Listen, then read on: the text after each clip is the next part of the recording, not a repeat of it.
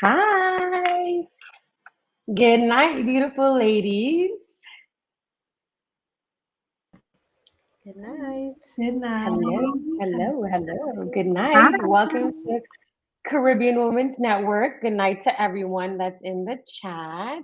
Thanks for joining us early, everyone. So my name is Cardinal, and I'm the founder of Caribbean Women's Network, and I am absolutely honored to be here tonight with these magnificent Caribbean queens. Caribbean Women's Network is continuing all the Women's Month celebrations. Yes, we're in April, but we matter all the time, right? It doesn't matter. It could be January, February, March. It doesn't matter what month it is. We are celebrating women every day, every month, every year. Okay, so welcome, ladies. Thank you for spending your yes, your Wednesday evening with us. Women's Crush Wednesday. I'll give everyone an opportunity to introduce themselves, but before we do that, unfortunately, a family emergency happened with Miss Marcine Joseph, so she won't be able to spend the evening with us, but she sends love to all of the speakers as well as everyone in the chat. So just sending so much blessings to her. Make sure you guys keep her in your prayers as well. But I'd like to start off with Miss Krystal Pitt. Krystal, if you can give a little bit of an intro.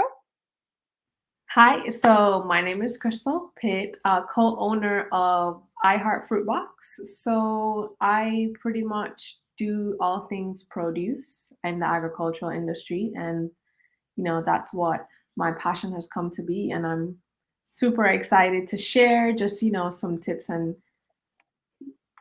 thought processes on just getting ahead. Yay! And next up, we have Miss Keithlin Caroo. Hi, everyone. I am Keithlin Caroo from the beautiful island of St. Lucia. Like Krystal, I am also in the agricultural sector. I founded a nonprofit organization called Helen's Daughters that is really breaking down barriers in terms of how women in agriculture are viewed. We do so in a number of ways, from our free training programs, which are available in St. Lucia, St. Kitts and Nevis, and St. Vincent and the Grenadines, a farm-to-table cooking show, an agritourism network for rural women farmers, and finally, free rural health clinics as well for overlooked communities that have a background in farming and fishing villages. So excited to be here, and thank you again, Kira. Okay, you have a full plate. I love it.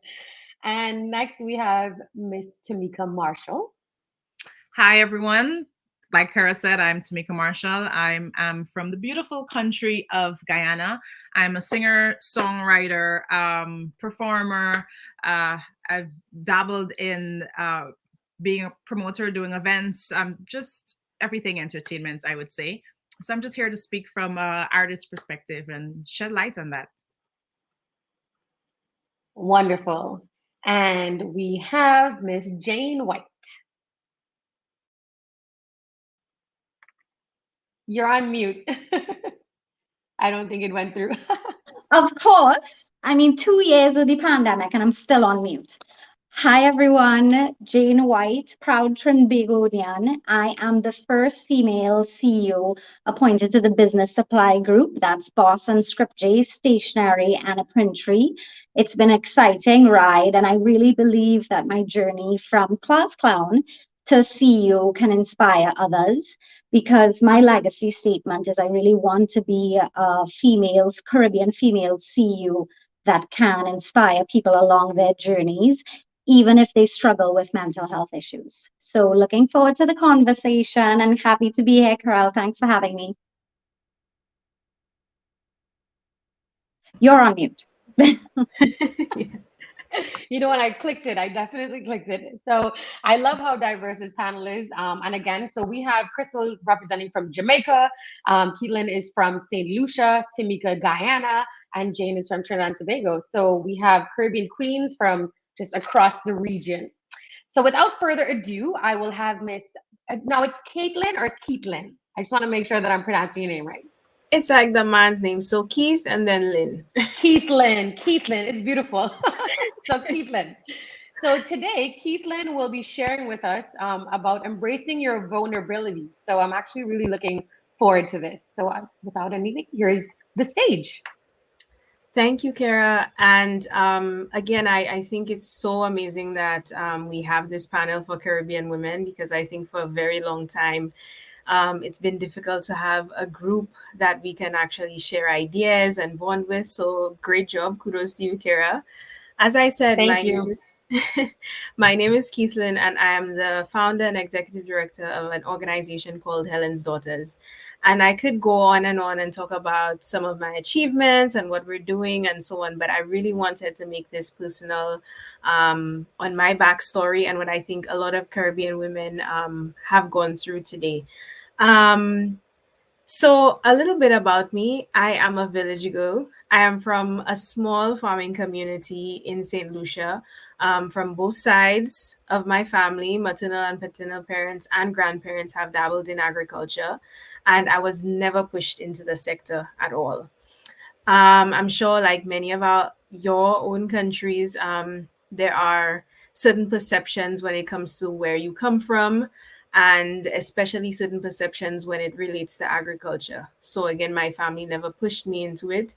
I was supposed to, I suppose, break generational curses in their mind, and agriculture wasn't part of that. Um, so it's funny how when I look at my degrees and my backgrounds and so on, from political science and international relations, I ended up right back into agriculture. Really, the reason I wanted to touch on this is because as Caribbean nationals, I think many of us come from rural backgrounds, come from small communities, small villages. We grow up fishing or farming or seeing it or knowing our parents and grandparents and so on are from it, have been fed by it. And I honestly believe that a lot of us run from those vulnerabilities, run from that shame of being from a rural community. Um, with my story, as I said, my parents tried very, very hard to push me into areas, into schools, and so on, to allow me to break that generational curse and allow me to be in a different class, I would say. A class where perhaps maybe I could be a doctor, a lawyer, and kind of uplift the name of the family. And for a very long time, I ran away from that. For a very long time, I didn't want to be associated with a rural background, to be honest with you. Um, I struggled in finding out what was my purpose. For a few years, it was lawyer. For a few years, it was a doctor. For a few years, it was a biologist. Whatever I thought would be a good fit or a good ring to someone's is what I kind of clamped down on. And funnily enough, when I was in high school, there was this, I would say probably one of the most popular girls. And you know, with popular girls, you listen to everything that they say when you're a very impressionable young woman. And she was having a discussion for some reason with my dad. And she's like, I don't know why, but for some reason, I could see Keithlin being in international relations. Like I could see her as a diplomat. And literally, I would say then and there, I decided, in fact, I allowed someone else to choose my path for me. So I allowed someone else to choose the path of international relations. And from the age of 16 until, I won't tell you until what age, but probably more than a decade, I spent studying political science, going into international studies, landing an internship at the UN right after graduate school, and then getting a full-time job at the UN for the last 5 years. And while I was in the UN, similar to my background when I was in high school and so on, I struggled to find what fit. First, it was social and economic development. Then it was mediation. Then it was political affairs and peacekeeping. Then it was maybe the General Assembly. And for some reason, it always felt like if I joined this prestigious institution, everything would make sense. And literally, when I joined it, I felt the most unfulfilled. I felt like I was not making a difference. I felt that even in that institution, I noticed the unconscious biases in a sense and the lack of representation of Caribbean nationals. And I started to get jaded. And also, I felt that I was literally doing nothing for my region. And that was when I think first kind of point, life lesson, is really in finding your purpose. It dawned on me that I spent 10 years focusing on something that somebody else thought would be a good fit for me rather than honing in and focusing on what would be a good fit for myself. As I said, I came from a rural community and I was traveling back and forth while I was in New York, going back to St. Lucia and so on. And I started seeing certain little triggers that didn't sit with me as well. And one of them was that when I was growing up, agriculture in St. Lucia was probably, and I wouldn't say was probably, it literally created our middle class. Agriculture came at a point when it was right after slavery, obviously, especially for bananas. And it created persons, it allowed persons who were only able to work on former plantations to actually have farms of their own, to actually gain access to markets, to actually make money, build houses, send their children to school, and so on. In St. Lucia's case, agriculture actually formed the first political parties in St. Lucia and so on because of workers' agitation in the farms and whatnot. And you notice that rural communities started thriving. They started getting wealthier. They started getting more prestige, more services, more developmental agencies were actually focusing on these areas. And when I started seeing that St. Lucia obviously was veering more towards tourism and not agriculture, because it seemed as if the two couldn't coexist, you started seeing those same rural communities basically falling back into poverty. St. Lucia, for example, 80% of St. Lucia is rural. However, we focus a lot of most of development activities, most of our infrastructure and so on is on the urban centers, which are literally two in the north of the island. And I started seeing that while these communities were plunged into poverty, obviously at the center of it was the fact that the agricultural sector was declining. And aside from that, one of the biggest motivators in the sector was women, market vendors, women that you and I know that we go to the market, we buy from them, and so on. These were the persons that were most overlooked, the persons that even at the ministry level, at the governmental level, were almost invisible in a sense. And it really, second life lesson, is that again, finding your purpose, it's about searching sometimes your past and things that perhaps maybe didn't make sense then, but they made sense now. And for me, it was the fact that I was raised by a very strong grandmother who was a market vendor. And I never understood how she could send 12 children and grandchildren to school, to universities, and so on, while being a market vendor. And she was always kind of fit in the informal sector in agriculture. She was never a certified farmer, never had access to hotels and this and that, never had any training at all. And yet still she was able to invest and do that for her family. And one of the reasons that, and it dawned on me because we had a very close relationship, is that what if we changed the narrative? What if we invested in these women that are often overlooked and actually train them, upskilled them, give them access to markets? Is going right back into investing in a family, in a rural family, in more than 80% of our country, which was the idea when Helen's Daughters kind of came about. Now, I will tell you, Helen's Daughters started in 2016, and I was still at the UN then. And I was working on this part time and not really sure how I could run this organization, obviously, without being financially sustainable at the time. I needed to have a full time job. But I saw colleagues in Africa and so on who were going off to run social enterprises and so on. And I started to realize in the Caribbean in particular, is that especially in the Eastern Caribbean, is that there's a lack of strong development models. Oftentimes, we leave development in the hands of government, and that shouldn't be. As Nelson Mandela said, A country should be judged not by how it treats its highest citizens, but its lowest. And for me, grassroots organizations like my own are essential in the conversation in development. I was scrambling to figure out how I could leverage this organization. And one of the first things that I did, and it's kind of hard.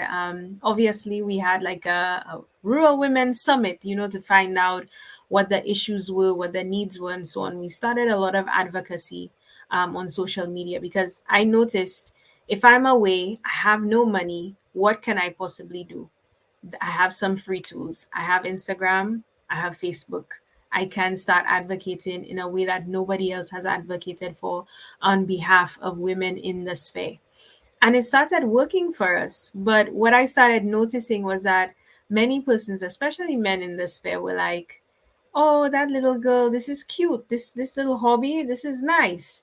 I wasn't taken seriously. The issue wasn't taken seriously. It still isn't taken seriously. I think oftentimes we talk about gender and empowering women and so on, but I think sometimes it can be just talk and very little action behind it. And I got a lot of doors shut in my face. I got a lot of unanswered phone calls, a lot of unanswered emails, but I persisted because I believed in the impact. From the advocacy and the social media, I started noticing that, okay, we're shining a light on these women and their needs, but we're not doing anything for them. And basically, what we noted was we noted a niche in the fact that women in agriculture are not being trained in climate resilience, not being trained in organic production, not being trained in the use of pesticides and how it can actually be really detrimental to our maternal health, to our fertility, not being trained in food safety, essential things, simple things that can make a difference.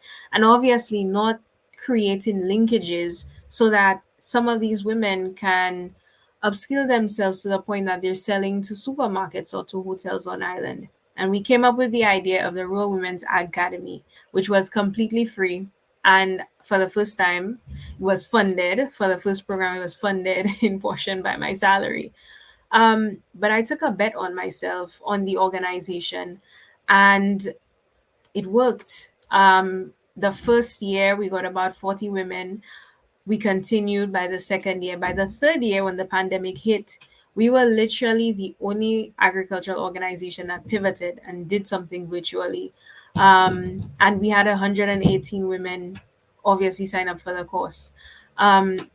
This really showed that there was a need. There was a need, and these women wanted to be heard, wanted to be seen, wanted a voice. Long story short, now last year was the first time, the first year that I was full time on Helen's Daughters with a fellowship from the Ashoka Foundation. I'm actually the first English speaking fellow in the region, which talks again about the lack of social enterprise structures in our region and the lack of sustainable grassroots development organizations. But mostly for this forum, I just want to focus on the fact of persistence and the fact of literally going through your beliefs and pushing forward without even listening to the noise. Because if I had to listen to continually what perhaps the government agencies said or what other persons said about what I found, my niche, and what we found in terms of our interventions, I would not be here today. Last year as well, we obtained funding from the Clara Lionel Foundation, which is Rihanna's foundation, and finally can get staff and office space and so on. But it leads me right back to the point of asking you and asking yourself again about embracing vulnerabilities. If I had stayed in my shame, in the fact that I didn't want to be associated with a rural village, in the fact that I wanted to be disassociated with agriculture, I would never be here today. I would not be Anika Goodwill Ambassador, for example. I would have not gotten foundational funding in the Eastern Caribbean for the first time. I would not have been able, we as an organization would not have been able to impact hundreds of farmers, women farmers, and inspire them. And that is why it's so important in actually sometimes sitting in your vulnerabilities, because your weaknesses can actually be your strengths. And it's so important to actually sit and really believe in the fact that perhaps sometimes in the past, or perhaps your upbringing and so on, can really inspire or incite your path going forward. I know I've reached my time limit. Uh, but I just want to say, as Caribbean women, as Caribbean men, there are so many niches, there are so many areas, particularly in the development sphere, where we are needed. For so long, we have allowed external persons, external agencies to believe that development lies in their hands. And it's so, so, so important, even in platforms like this, to believe in ourselves, to upskill ourselves, and believe that we are literally, development is key and it's in our hands.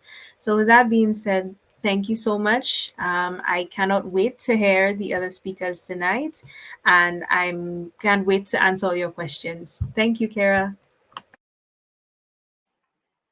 Thank you so much, Keithlin. Wow, congratulations on all of the amazing work that you are doing. Wow, that's really, really incredible. And I pray that you continue to make a difference, and that, you know, God continues to bless you with the resources that you need to do so much more. So thank you for sharing that story with us.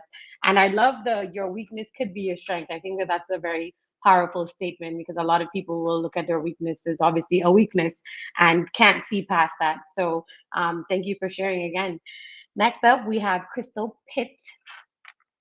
And Krystal will be sharing about one of my favorite things, which is manifestation, because I'm always manifesting, and femininity. Hi, everybody. My name is Krystal Pitt from the beautiful island of Jamaica. Can't believe I didn't mention that before. But I just want to thank you, Kara, for inviting me. I'm super grateful to be among other beautiful women from the Caribbean, sharing our thoughts, sharing our experiences to help other women learn and grow as well. And, you know, for us to learn, because we are always learning in this game called life. So I just wanted to talk a little bit about manifestation and how powerful whatever you see inside yourself comes to reality. And so I want to piggyback on what Keithlin had mentioned about, you know, struggling to find your purpose, because I did too experience that. Just graduating high school, I was kind of like in a lost direction. I wanted to be an architect, something in the creative field. I wanted to work with animals.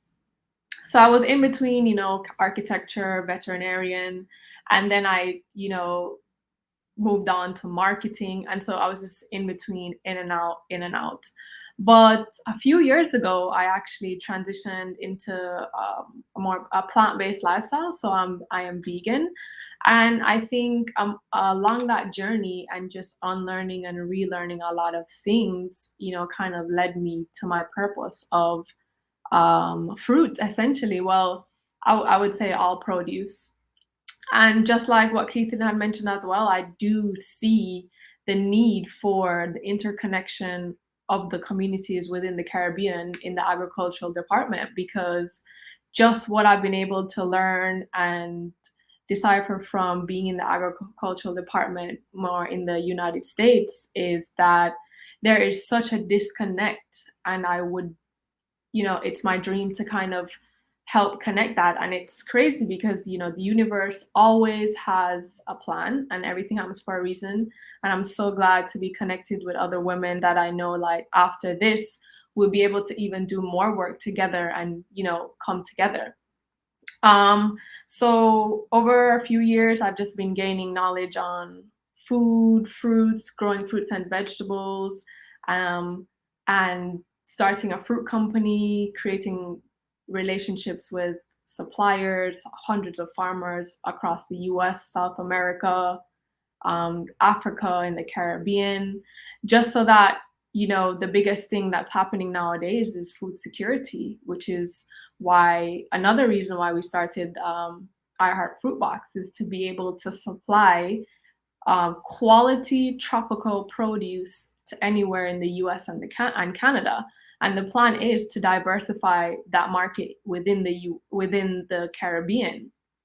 And I think that's just going to be an amazing breakthrough for not only just the individuals and people of the Caribbean, but the economy as well. You know, being able to create these links and connections so that people have more access to certain things is going to just change the game for the whole agricultural industry altogether, and especially for the Caribbean. As it regards to manifestation, I just believe that everything starts with your mind. I have a book here, The Monk Who Sold His Ferrari. Definitely recommend this book. It changed my entire life, because what you do think about, your thoughts are definitely your reality. It's what drives you. It's what pushes you. If you convince yourself to do something, I guarantee that's what you're going to be able to accomplish. You're going to find a way. You're not going to make any excuses. And I think that's a huge aspect of being able to check boxes off and get tasks done, because, you know, when we become our best selves, we are amazing for other people. And that's really the whole point of, you know, life itself, is to not live in a selfish manner, but to make sure that you're being your best self for the purpose of inspiring and helping those around you. So as it relates to femininity, you know, being in a position of leadership and not being taken seriously in certain aspects of business, it does kind of put you in a position of, you know, thinking like either second guessing yourself or not thinking that you're good enough. But I want to remind you that you are, and you don't have to step out of your femininity to prove that, because life is all about balance. And I believe once you're living in your purpose, living in your true self, it will, you know, everything will fall together and fall in place. A big mission for myself is also spreading the knowledge of food security, growing your own food, making sure that, you know, if the pandemic hits, because when the pandemic hit, it was just another eye opener, because when you couldn't go to the grocery store at that point, you know, what do we do when we have children to feed, or, you know, just your friends and family? And it's very, very important to not only just be able to grow your own food, but help others as well, you know? So that information is definitely something I'm making it a mission to always spread, the importance of food security, knowing your foods, knowing nutrients, because you are what you eat. So whatever you put in your body is how you're going to be, your mind, your skin, your hair.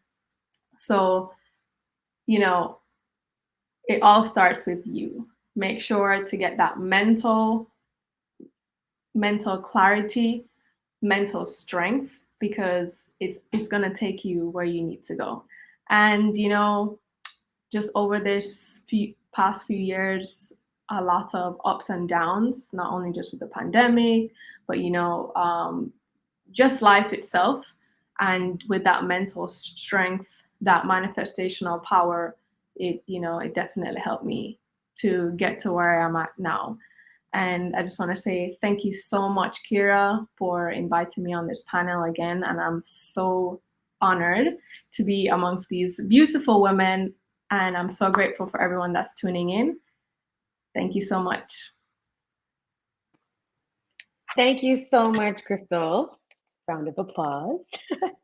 And thank you as well for always using your platform to share knowledge. You know, I'm always every time you post a story, I'm clicking because I'm like, what did she plan today? What is she going to walk us through? What is she making?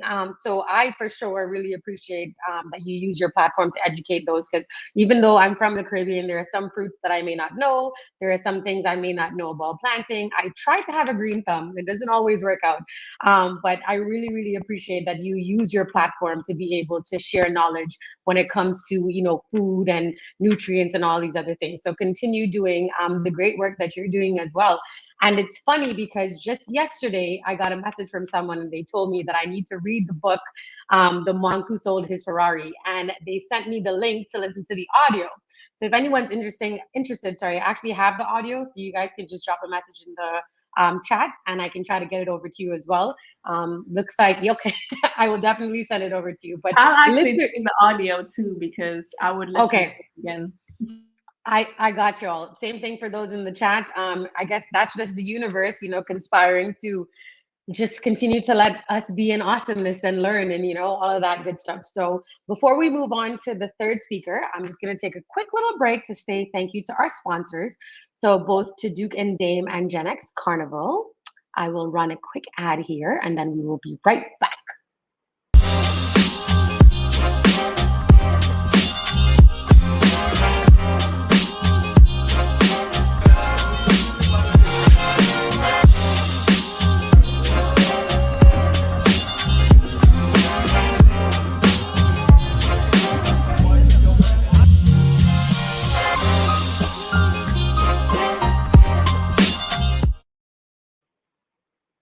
So Duke and Dame, for those of you who don't know, it's this amazing, amazing, amazing drink. It's like a caramel whiskey. So for those of you who have not tried it, you should definitely get a bottle. I mean, for those who drink. But it has a very smooth taste. You pair it with, some club soda or ginger ale. It's very smooth. So thank you again, Duke and Dame, for making this possible, as well as GenX Carnival. I'm going to give you guys a little, because we're all Caribbean ladies. So I'm going to just show you guys a quick recap from last year Miami Carnival with GenX on the road. Just epicness. I'm at a happy place in my life every living day. Happy place in my life every living day. A happy place in my life every living day. I'm at a happy place in my life, and it can't change. And I just come out here to do right. So whether day or night, I will never ever change. I'm at a happy place.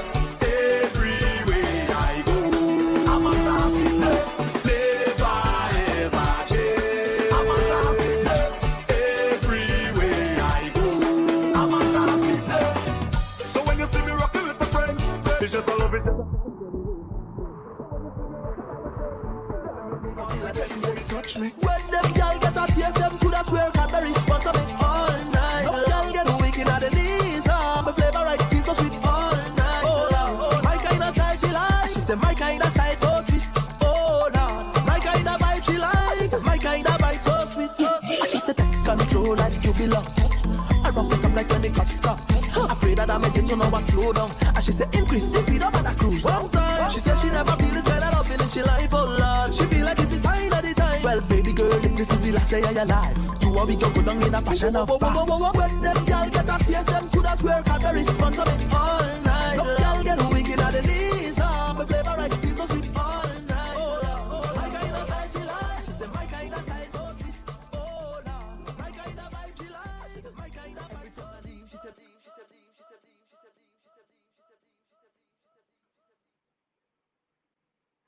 I saw y'all. I saw you all backstage dancing in your chairs. Don't think I didn't see y'all.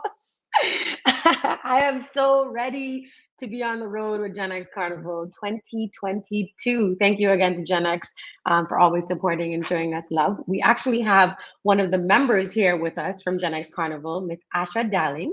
Good evening. You're on mute. Yes, there you go. Hello, hello. How are you? I'm doing well. How are you? I am blessed and grateful, and I'm spending an evening with amazing, beautiful, phenomenal Caribbean women. So, my day does not get any better than this. It's very lovely. I can confirm. So the countdown is officially on to Miami Carnival 2022 with GenX Carnival. Give us a little bit of insight as to what is going on with GenX. Yes, so pre-registration is finally open for GenX for Miami Carnival 2022. Yay! So pre-registering is essentially a very simple way to guarantee your spot in the section of your choice for just $150. It's very simple and it can quickly be done on our website, genxcarnival.com. The $150 that you pay when pre-registering will be deducted from the price of whichever costume you choose. So to be clear, it's not an extra payment or fee. It's essentially a down payment to make sure that you get the costume and the size in the section that you want, even if we sell out. But there is one thing: you must register for mass by July 31st in order for your pre-registration to remain valid. So our band launch is set to happen in May, and very quickly, I'm going to go ahead and list some of the designers that we are working with this year because it is very exciting. So we have Carnival D designing Daryl, Sean Donraj, Jay Angelique, Natalie Fonrose, Jessica Campbell, Rian Romani, and David Duer. So as you can see, we have some super amazing designers in the lineup. And speaking as someone who has seen the costumes, I can confirm that they are very much fire. So be sure to pre-register because spots are filling up, and pre-registration cuts off on April 29th at 11:59 p.m. No exceptions.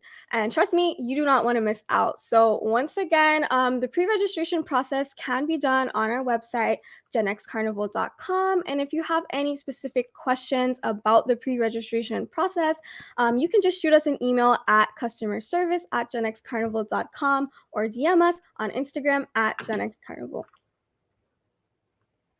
Thank you so much. So as you heard her say, April 29th, 11:59 p.m. Pre-registration will close up. You guys definitely want to register. Get your costumes locked in because when they launch, you can't say if they're going to be available still. All right. So thank you so much, Asha, for joining us. I will see you on the road in October. Yes. Hopefully these ladies will be joining us as well. Hopefully we'll get the ladies to fly up and join us as well. Thanks. Okay, so before I go over to our next speaker, which is Miss Jane Wight, just letting everyone know that is in the chat. If you guys have any questions, we're definitely going to get over to them. So in the meantime, if you want, you can put your questions in the chat box and just type them in there, and I'll come to them at the end of the session. So after the last speaker, we'll have a quick question and answer period. So anything you'd like to ask these lovely ladies, you are more than welcome to. So Miss Jane Wight, today, she will be speaking about self-actualization and awareness. You may take the stage.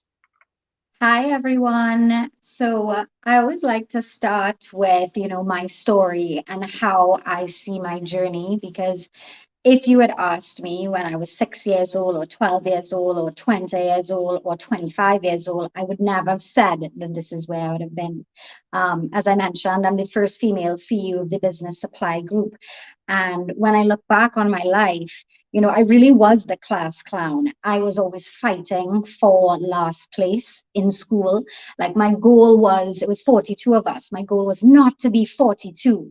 And I generally was like 40th place in class, and the highest I got to was 39th, surrounded by so many intelligent women, because it was an all-girls school for most of my life. In high school was intimidating. I just wasn't naturally academically smart. I had other talents, Everybody thought I was funny. I think so.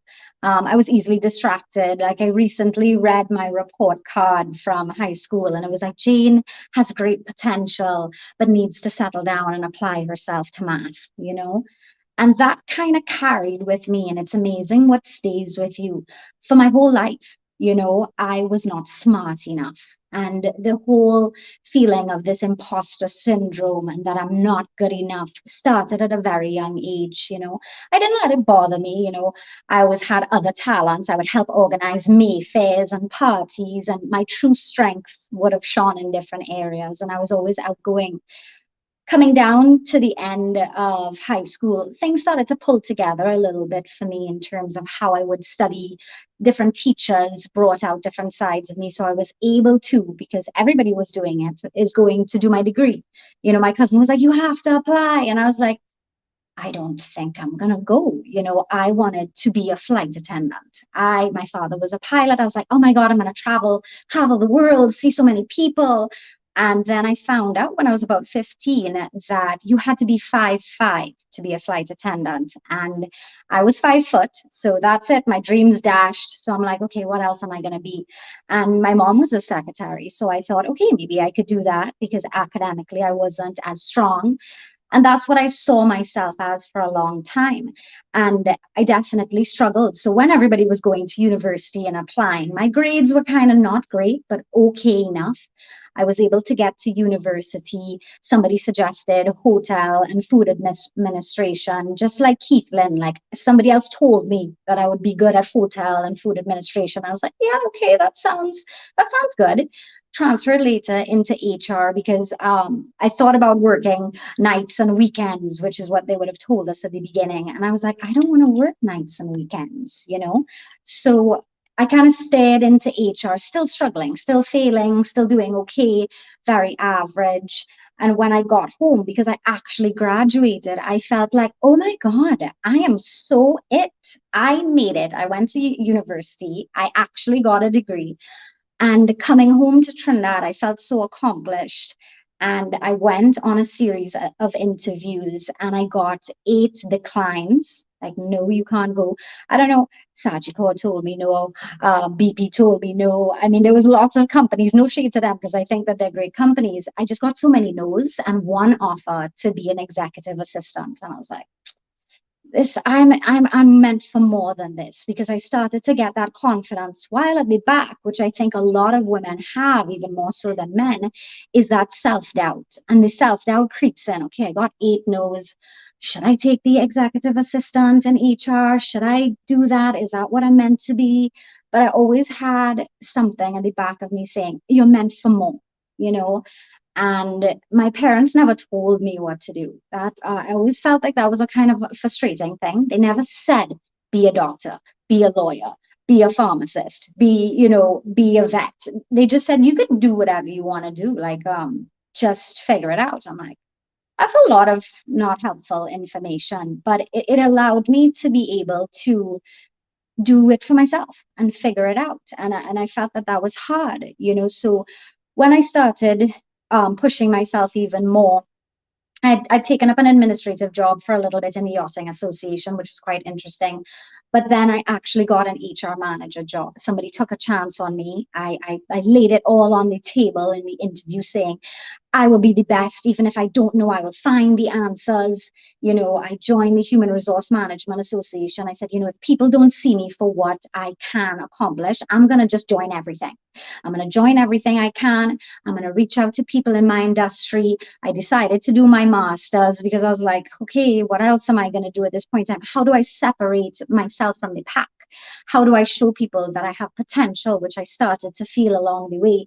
But coming with that imposter syndrome and coming with that not feeling as confident, I started to doubt myself along the way and started getting a lot of anxiety over the period of time. I was never good at sitting tests. I used to get so tense about it. I ran out of one exam in university. It was just a lot of pressure. So I always tried to keep that down. I tried not to take it on too much. I tried to ignore it. And, as I got older, I started realizing that I needed to deal with it. I needed to talk to somebody. I needed to do introspection. I needed to understand the things that I'm good at and then the things that I struggle with, and work through a lot of self-talk, sitting down with myself. And I truly believe that in the silence, you can find the answers that you seek. And, finding your life's purpose is not an easy thing. And I believe that I've been put on this earth to lead a best example of my life so that I can show people that even if you struggle with mental health challenges, that it's not limiting you. Even if you're a woman and you feel like you can't achieve that, it shouldn't limit you. Like one of my last grades in math, just before CXC level, I got 38%. And I'm a CU. So it doesn't hold you back if you don't let it.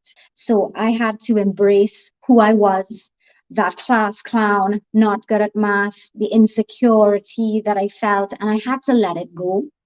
And I worked a lot with a coach, Dr. 𝒏, who is my fave, and she really helped me in a session, literally like, hug your old self. I'm like, I'm hugging her. let her go. And I had to let go of the story that I told myself and the story that said, I'm the class clown. I can't do any better. People are smarter than me. You know, a lot of our self-doubt doesn't always come from people external to us. It comes from within. So it's managing your own self-talk, working through that, putting in the hours with yourself is for me so important. Is what's gotten me to this point. And, you know, moving from that HR to CEO, it was just because I put my hat in the ring. I said, you know what, to hell with it. I'm going to do it. This is what I want. As I progressed in my career, I figured out I wanted to lead people and make a difference in my country, because if I can make 134 people live their best lives, that's 134 people who are not driving crazy on the road, maybe because out of anger or frustration, or not taking it out on their families. And I do believe I have a duty to my country, to my profession, to my Caribbean region.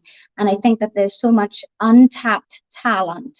It inspires me every day. And you see all the women that are here today, you're beautiful, intelligent, great stories. Like, I'm sitting down here going, wow, you know, and every time I meet a Caribbean powerhouse, I'm always inspired, because there's so much more that we can give.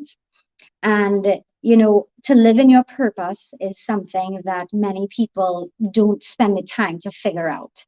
And I always kind of think, like, how do people live just being okay with where they are? And I will always continue to figure out ways to support my journey, to support others through my journey, because I believe in telling your story and telling your vulnerabilities. You open others up to see that not everybody has it together. You know, I still struggle on some days. I still wonder if I'm good enough. You know, I used to say, oh my God, I'm only a baby CEO. And, you know, my partner, Damien, is always like, stop saying that. You're not a baby CEO. I was like, I feel like one, you know, but I'm a man. I'm the CEO of a group with 2 companies, and we're heading in a good direction. And I think that if you don't feel a sense of nervousness and fear, a little fear, then, you know, maybe not that you don't care, but feeling it is okay. You know, so as I progress in my journey, you know, saying goodbye to my old self and really pushing forward, it is a journey, because I continue to set the bar higher.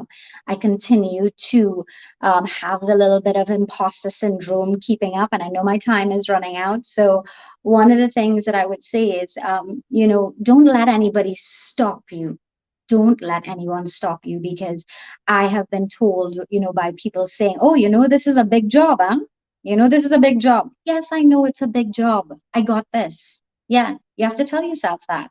I've had people who I've said, hi, my name is Jane White, I'm the CEO. They literally did not hear me and said, hi, I'm here to see the CEO. And I want to be like, I am the CEO. But I didn't say that. I said, I'm the CEO. And maybe one day as I go on, I might get a little bit more vocal. But as I said, like, I really do want to be a memorable female CEO that can inspire others, because it wasn't easy. And not that I don't want anybody to feel sorry for me, but everybody's journey is different. And when you look at kids today who have anxiety and what the pandemic has done, we need to pay attention to those kids. I mean, I'm not a mother, but I'm so inspired. My sister, who's such a great mom, who's here watching me, hi, and my other sister, Stephanie, and hi. You know, at the end of the day, it's just trying to show up the best you can and continue to ground yourself, because you're not the only one feeling like this. So thank you. Thank you, Kira, for having me. I'm so grateful to share my story. Thank you so much for sharing your story. First off, I'm going to say that you don't have to aspire to inspire others. You are inspiring others daily. So let's just make note of that. You are doing great things, as each and every one of you guys are on this panel. So continue to do so. And just to touch on one thing that stood out to me, you said, you know, not everyone has it together. I think that it's very important that we be gentle with ourselves when it comes to, you know, falling apart and feeling as though you're not doing enough, because you are exactly where you're supposed to be. And you just have to, you know, you're figuring it out day by day. But one of the biggest problems is that we are just very hard on ourselves. You know, we may see other people doing things, or we feel like we should be doing more, but we really need to kind of pat ourselves on the back because we have been doing great thus far. We've come a long way, yeah, from where we started. So definitely, I think everyone needs to remember that. Just be gentle with yourself and be proud of the journey that you've been on. You're where you're supposed to be, and where you're destined to be, you will get there. So thank you again, and shout out Dr. Shalian Gajadar. She was actually one of my speakers last year. Another beautiful soul, exudes nothing but positive energy. So yes, lots of love to her. Next, we have Miss Timeka Marshall, and she will be speaking about stepping out of your comfort zone and maneuvering in a male-dominated industry. So hi, Timeka. Oh, we're on mute there. Hold on.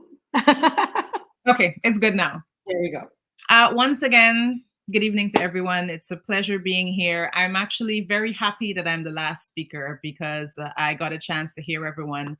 And while we're all different, we're in different fields, I think just being a woman, we have so much in common. I think there are little parts that everyone, that you all touched on, that I think we all can relate to. And I can't go into it specifically because there is just so much. So I have a list of stuff. I'm no usual speaker. I just get on stage, and sometimes I have things planned out, and whatever comes, I leave myself to be inspired, and to just work and be really present in the time and what comes. So I had little jottings written down, but I feel like I just want to let whatever come, and once again be present in this moment. So I'll give you a little bit about my background. Once again, I'm from Guyana. I grew up in a countryside. And from very, very humble beginnings, there's a bunch of uncles and aunts, and my cousins, my grandma and grandpa. We all grew up in this one house. And to me, as a kid, it really seemed like a big house at the time. But it's until long afterwards I made a trip back, and I'm like, man, this is a small house. And so I come from really, really humble beginnings. As a kid, I didn't know at that time, but we weren't well off. My mom moved to the city, Georgetown, a few years later. I grew up, my sister and I grew up with my grandparents and my cousins and aunts and so on. But then when we moved to the city to be with her, I think that's when I realized things were really bad. There were times we would have to go figure out things for breakfast early in the morning because my mom probably only got money the night before to get something to put on the table. Going to school was rough because while I was in the countryside, I performed really well in school. I was like at the top of my class. And then just all the change moving to the city, I started to perform badly. There was a lot of trouble at home. And for a young girl, I witnessed a lot and a lot of trauma. And I carried that with me into my adulthood, as we all do, but unknowingly. Because it's for me, and I think a lot of us, we tend to not want to really deal with the bad stuff, and we push it aside. But it never really goes away. It's still there, and it's still buried, and it pops up every now and again, and you don't know. So sometimes when you're going through certain things and you're triggered and you don't even know, it's because, hey, this reminds me of something in the past that had happened and I'm not truly healed from. So struggled in school and all of that. In high school, well, even before that, I always knew that I liked to sing. My mom would play Mariah Carey and Whitney Houston around the house, and I'd be like just singing at the top of my voice, just wanting to get a little compliment.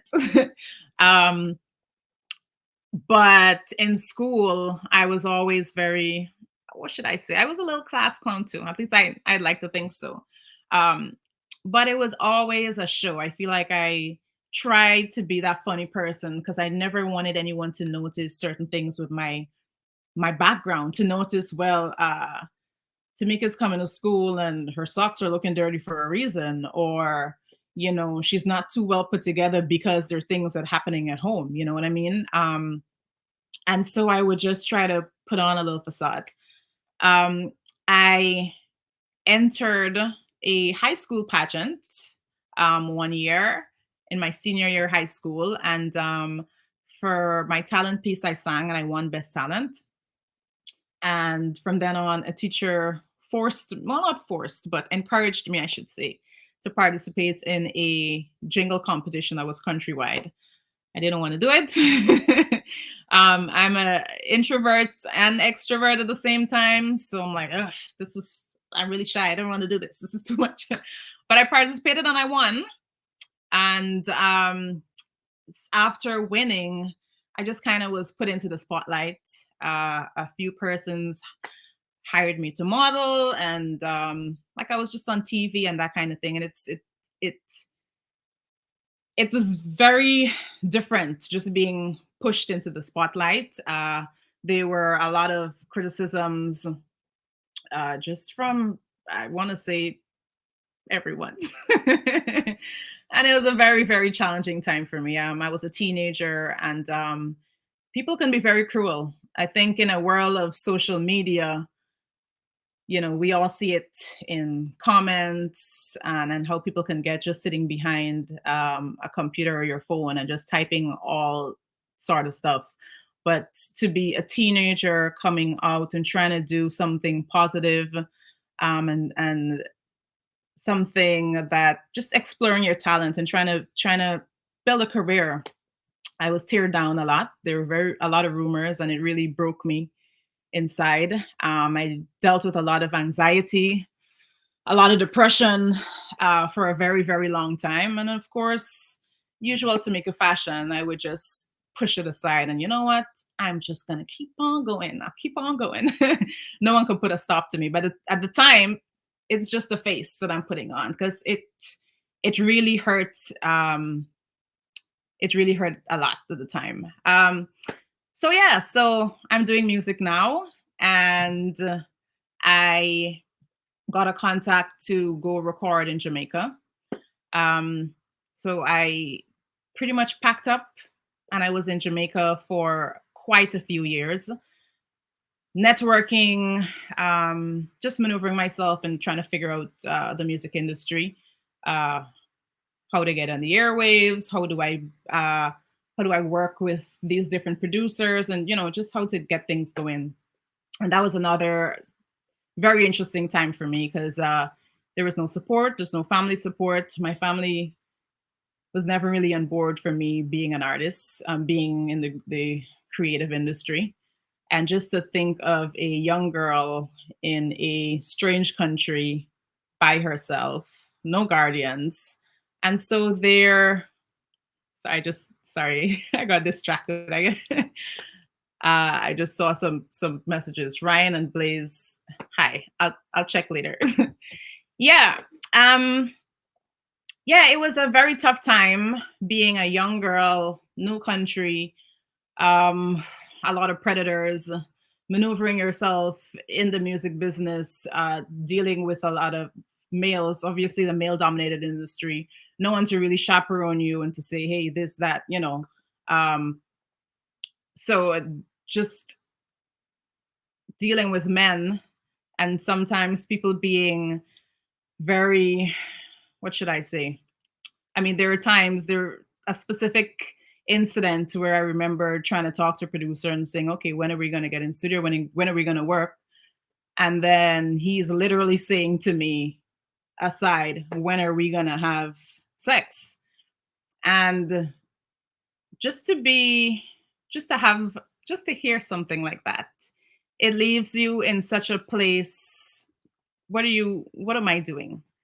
How can I maneuver myself in an industry with people who, one, it's not even that they don't take you seriously, they're just trying to get physical with you.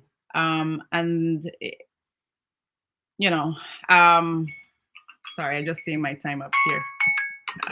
Yeah.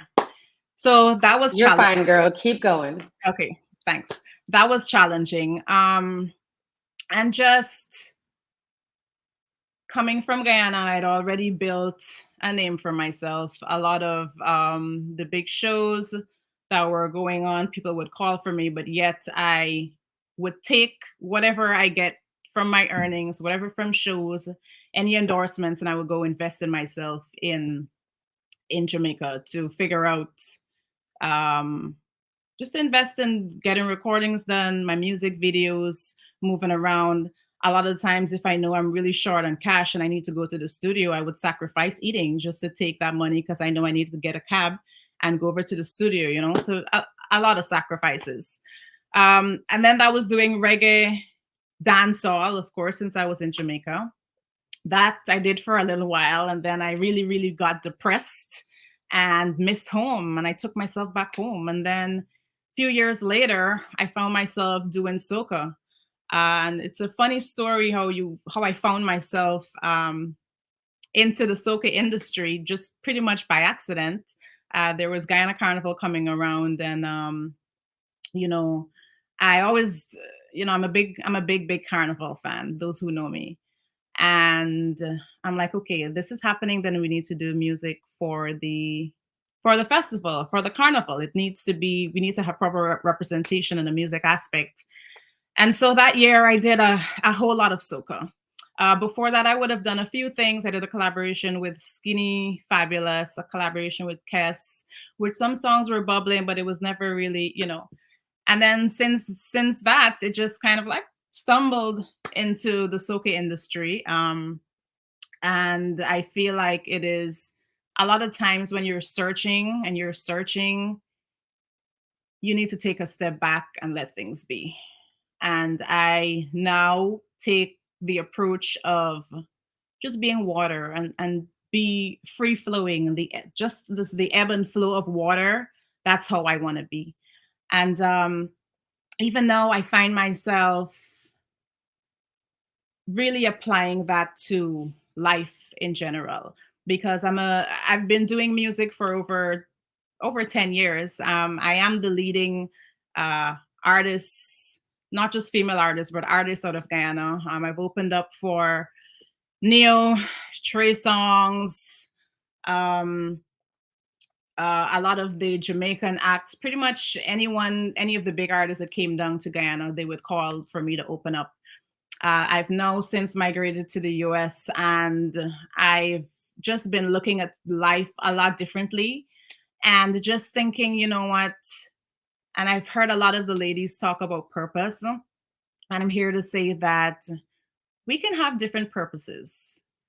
We can be good in this area and another and another. And we should not be so hard on ourselves with trying to figure things out. Because a lot of the times when you sit and you think and you ponder and we're really just trying to find answers and find solutions.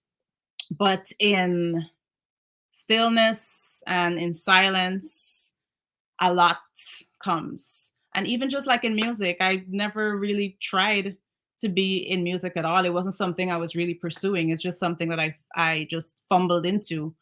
And so in life, it is okay if you don't know exactly what you want to do, if you're not clear. Be still.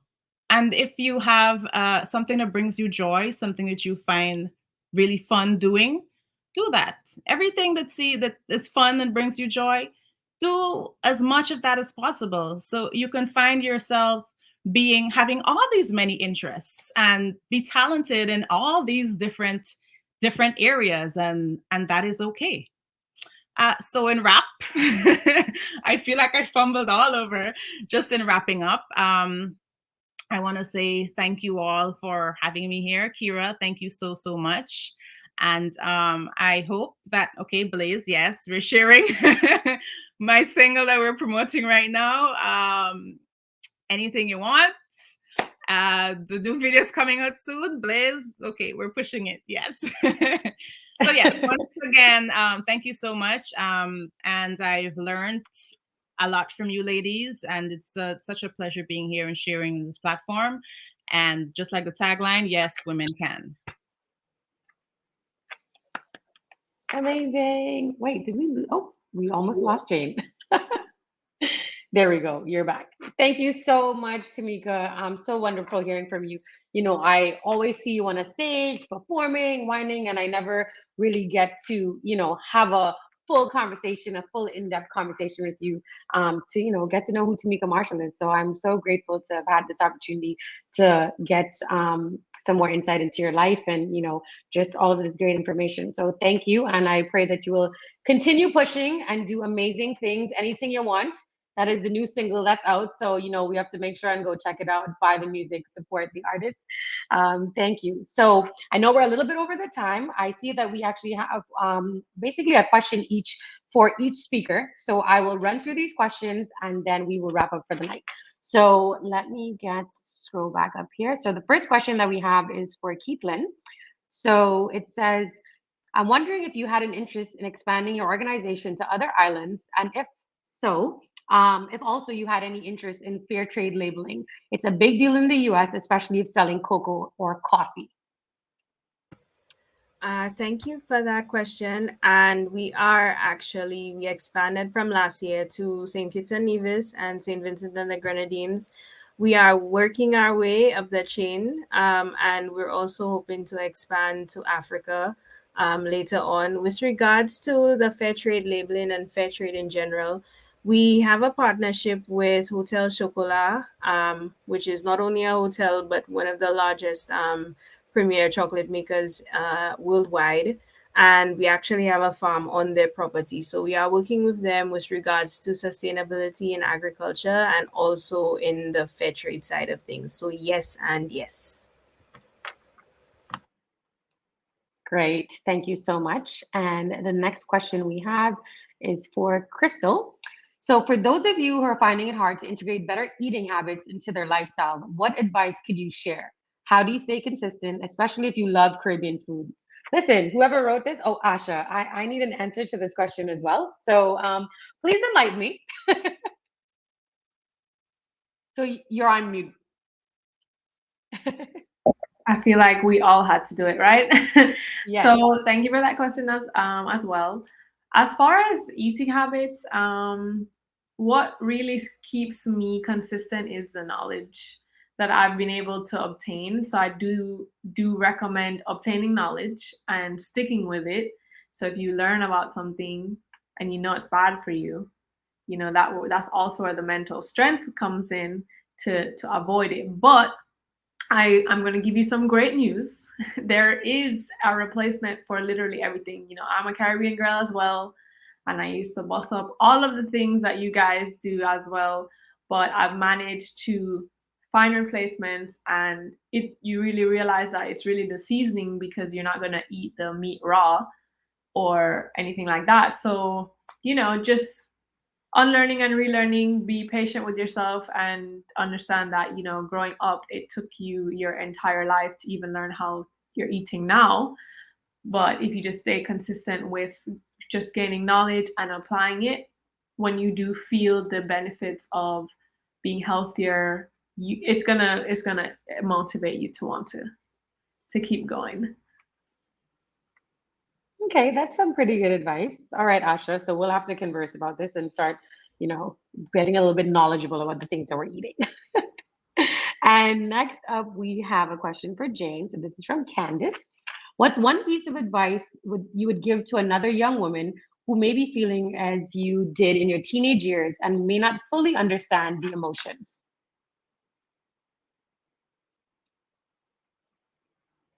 That Okay. mute button. I was like, why can't I find it?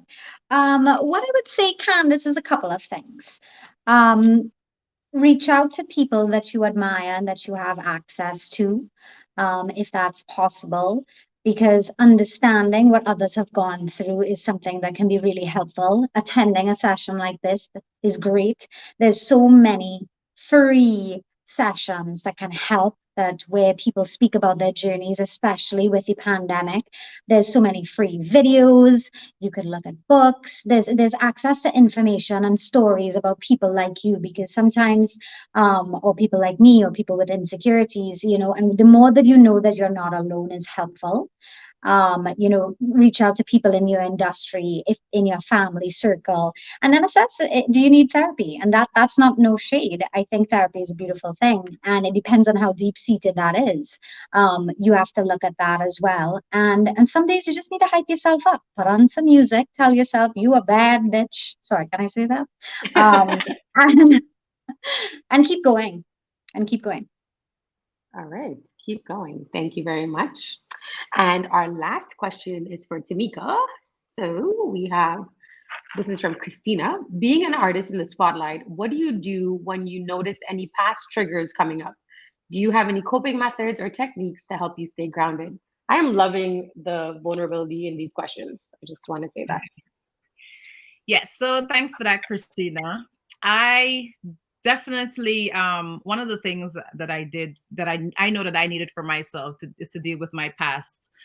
So I just started doing therapy, and I love my therapist today. I think everyone is struggling in some way, shape, or form, and it is very important to be able to unpack these different things and our different traumas to be able to move forward in a happy place. But also, one of the things I do is, I also hype myself up. I give myself affirmations. I practice being happy and staying true to who Timeka is every day. How do I know that I'm staying true to me?